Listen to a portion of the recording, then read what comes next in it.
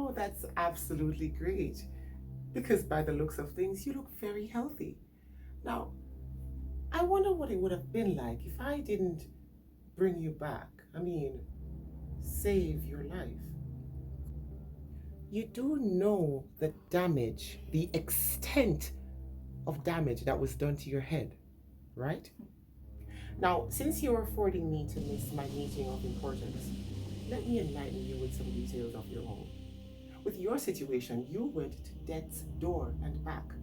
You had a major concussion and you had internal bleeding. Yet, the medication I gave you was approved. Now, what makes you think that I would give your father unapproved medication? Now, my conclusion is that this bloodline of Wallace's is nothing but ungrateful people. I'm happy you can speak on my bloodline. You're saying that we're ungrateful, but what you are doing right now is deflecting. As I said earlier, I'm here for the list of approved medications that you've been using on my father, and if you're unable to find that, then we will be having further conversations.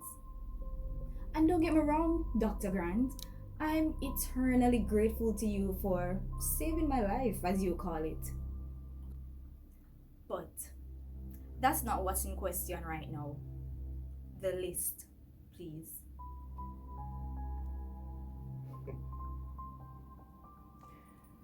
You know what's amazing in this situation?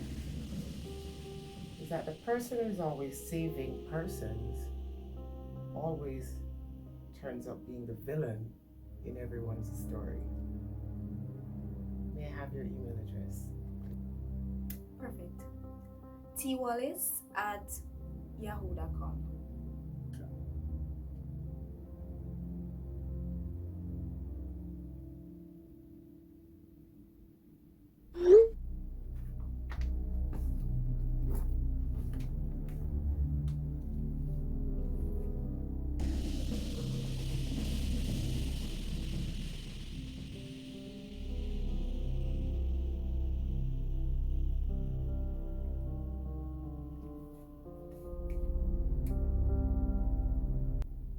Received.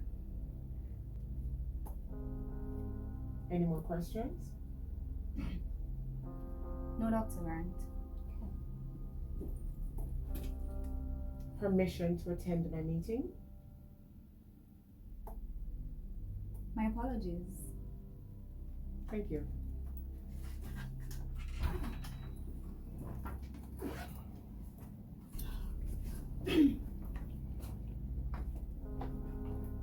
Oh, by the way, Tiffany, there's a word for what you just did. It's called defamation. You might want to be very careful. Have a good day. I'll see you around, Dr. Grant.